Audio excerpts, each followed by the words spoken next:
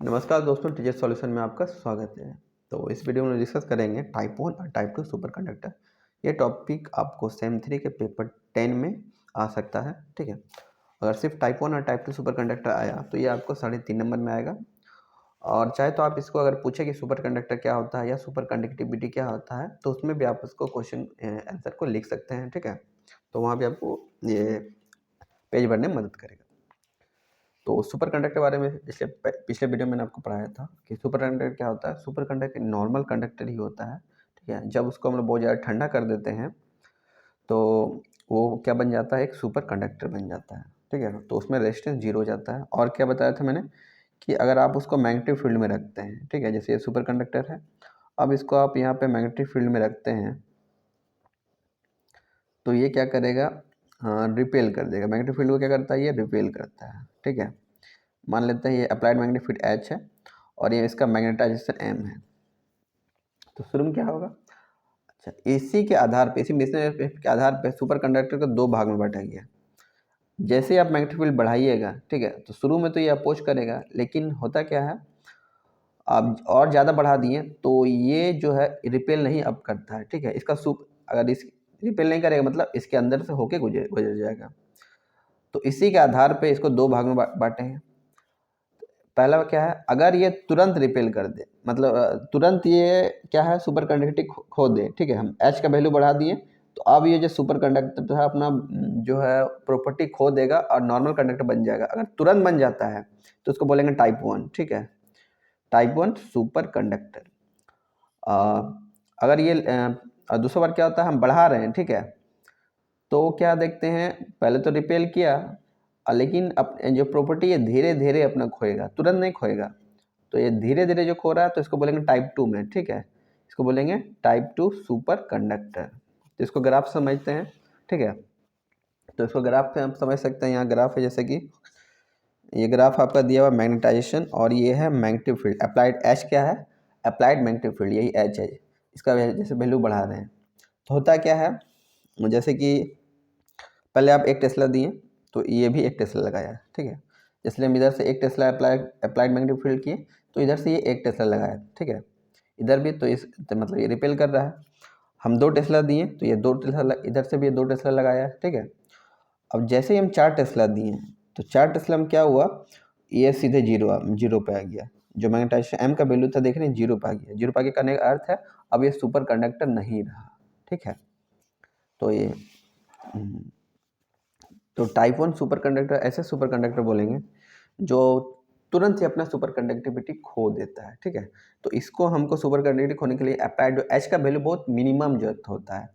लेकिन टाइप 2 किसको बोलेंगे, टाइप 2 बोलेंगे इसमें क्या है, वैल्यू दिए। ठीक है, तो ये अचानक से नहीं अचानक से नहीं होता, ये धीरे धीरे घटता है। ठीक है, यहाँ तक क्या दिए, मान लेते 4 टेस्ला तक दिए। ठीक है, 4 टेस्ला तक वो अपोज किया, जैसे ही 4 से 5 दिए अब वो धीरे धीरे उसका प्रॉपर्टी लूज करेगा। ठीक है, और फिर 6 टेस्ला दिए, 7 दिए, 8 दिए, 9 दिए, 10 तक दिए, तब जाके वो अपना लूज किया। ठीक है, तो यहाँ पे हमको दो वैल्यू मिलता है। अच्छा, जिस टेम्परेचर पे ये अपना सुपर कंडक्टर नॉर्मल कंडक्टर बन जाता है, ठीक है, सॉरी, जिस मैग्नेटिक फील्ड पे, तो उसको बोलेंगे क्रिटिकल मैग्नेटिक फील्ड। ठीक है, उसका क्या बोलेंगे, क्रिटिकल मैग्नेटिक फील्ड। तो क्रिटिकल मैग्नेटिक फील्ड ये इसका कहलाएगा क्रिटिकल मैग्नेटिक फील्ड। तो इसमें दो क्रिटिकल मैग्नेटिक फील्ड होता है। ठीक है, टाइप 2 में क्या होगा, दो होगा, एक हायर क्रिटिकल मैग्नेटिक फील्ड और एक लोअर क्रिटिकल मैग्नेटिक फील्ड। ठीक है, पहला वाला जो है HC1, इसको बोलेंगे लोअर क्रिटिकल मैग्नेटिक फील्ड, और HC2 को क्या बोलेंगे, हायर क्रिटिकल मैग्नेटिक फील्ड। तो आप इस पॉइंट को देख के कन्फ्यूज नहीं होगा। H का वैल्यू कौन है, ये। तो यहाँ पे अगर नंबर लाइन पे देखेंगे तो 4 मान लेते पहले यहाँ पे आएगा ना, या 5 पहले यहाँ आएगा और 10 यहाँ पे आएगा। ठीक है, तो पहला वाला कंफ्यूज नहीं करना है। ठीक है, इस नीचे H को वैल्यू देख के नाम बोलना है। इसको बोलेंगे लोअर क्रिटिकल मैग्नेटिक फील्ड और इसको हायर क्रिटिकल मैग्नेटिक फील्ड। अब इसको डिफिनेशन को पढ़ते हैं तो अब आपको पूरी तरह से समझ में आएगा ये ग्राफ क्या था। ठीक है, तो type 1 superconductor are those superconductor that lose their superconductivity very easily or abruptly when placed in the external magnetic field.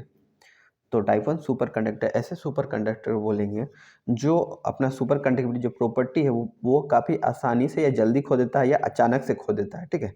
यहाँ तक क्या देख रहे हैं, अचानक से नीचे आ गया ना, यहाँ तक तो सही था, अपोज कर रहा था, यहाँ अचानक से नीचे आ गया, ठीक है। तो ऐसे बोलेंगे टाइप 1 सुपर कंडक्टर। और टाइप 1 सुपर कंडक्टर के लिए काफ़ी लो मैग्नेटाइजेशन चाहिए, मतलब एच का वैल्यू काफ़ी हमको कम देना पड़ता है, ठीक है। तो टाइप 1 सुपर कंडक्टर का इसलिए कोई यूज भी नहीं है, ठीक है। अच्छा, टाइप 2।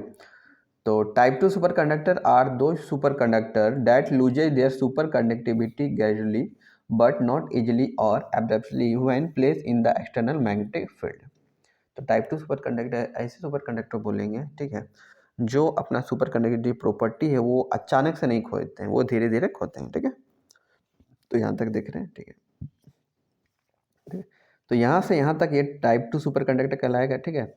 हाँ, यहाँ पे क्या ये लूज कर रहा है प्रॉपर्टी, तो इस जो स्टेट है इसको बोलेंगे वर्टेक्स स्टेट, ठीक है, वर्टेक्स स्टेट बोलेंगे।